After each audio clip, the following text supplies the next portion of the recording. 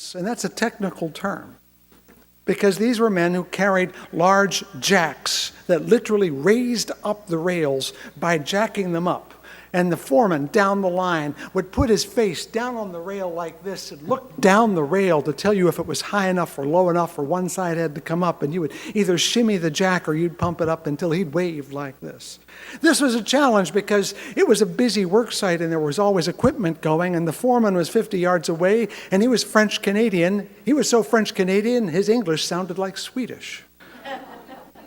And so everything relied upon gestures and winks, which you had to learn, and there was no time to learn. You just had to know. Behind them, meaning the jackasses, were the tie pullers. Some ties actually rot. They're covered with creosote, but they eventually give way. And so you get a pair of large tongs. Remember ice tongs from the Iceman used to deliver it? Well, imagine something bigger, pointier, and you'd stand on the edge of the track and you'd grab the tie and you'd pull it. And you'd literally pull a 100-pound tie out from under the rails.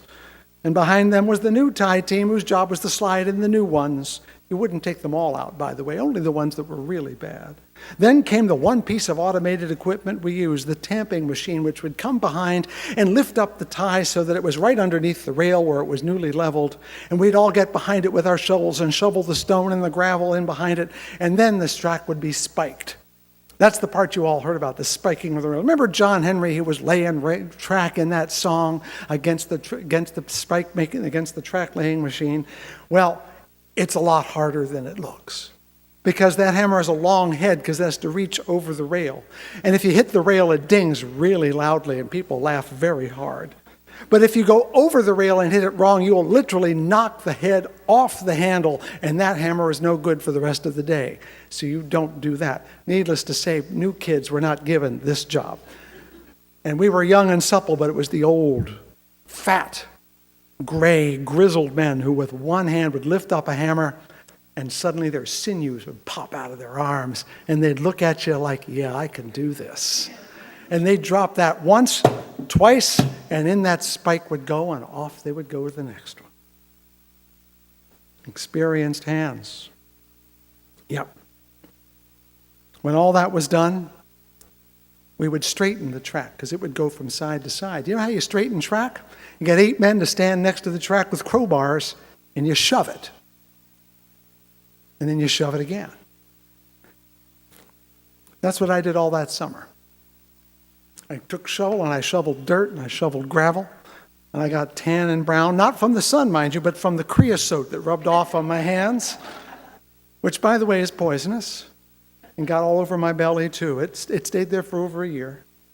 I learned that except for lunch, the only way you ever could get a break was to take a smoke.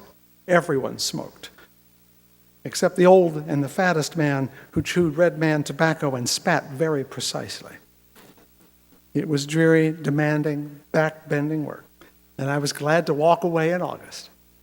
And as I left, even then, I realized that for most of the men on that team, they would not only be there for the next day, they'd be there month after month, year after year, into the winter and into the spring, and that for them, this was a good job.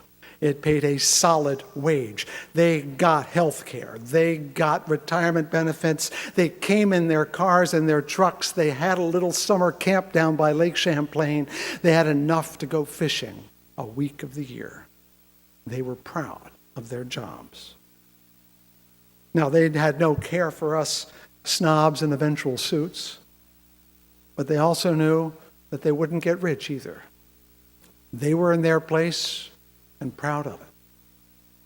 And something tells me that that's what's missing in the world. And by the way, for those 3 months, I was in fact a member of the Brotherhood of Maintenance of Way Workers. This morning, I think of the power and dignity of workers like those. And they're still out there. You can still see them. The stuff that we do with our hands and our legs and our arms and our backs. On the railway, it really was a sense of brotherhood. If you screwed up, you knew it and they told you. But they never let you fall.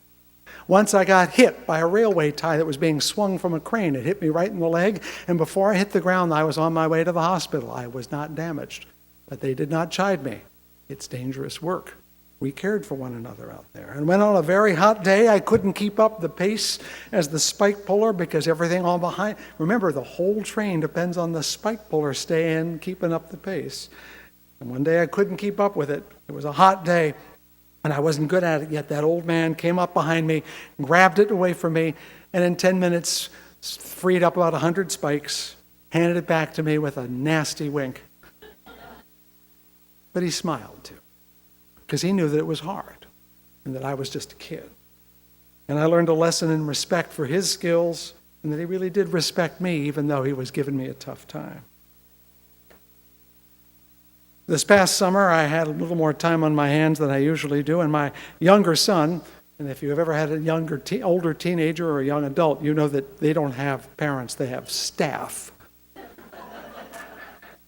Asked for our assistance. You see, he was working for a campaign in East Lansing. He was a campaign worker, a deputy campaign manager for a fellow running for state rep back there in East Lansing. And yes, his candidate won, and we're all very grateful for that, especially as parents, because we didn't want to have to cover him and take care of him in his sorrow.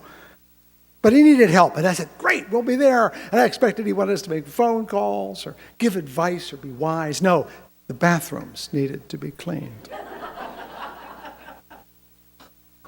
And so the Reverend Doctor, 30 years in the pulpit, man who was familiar to the powerful and rich of Grand Rapids, got down on his knees and scrubbed toilets and urinals and floors, because he realized that if you don't do that, nothing else gets done, and became reacquainted with the actual skill it takes to do that work. I put my back into it. I want you to think about how much essential work in this world is still work just like that. There's a reason they call childbirth labor, and there's no way to outsource it. Neither can it be mechanized. Neither can nursing children, cooking for people you love, farming, building, cleaning. Oh, there are machines, but it takes hands and arms and backs and legs. These are the things we can't live without. The financial advisors, the life coaches, the designers of smartphone apps, and all the people who are making gigabucks. And yes, even preachers. We can live without those any day. And yet we are told that these are the jobs that will be the engine of the new economy. But I can't help but wonder if, without someone to cook the food or clean the toilets, patrol the borders, guard the streets, clean the sewers, how smart would that phone be? Common work. That's what I'm talking about, common work. Common work that requires hands to be done and requires many hands to be done by ordinary people, stuff you and I could do if we had to and would. I learned down on the railway, there's no such thing as a freelance track hand. They come in gangs only. We summer boys learned how to fit into a literal train that went along the rail, and at the front end was nasty track, and at the back end was healthy track. And we all had to work together.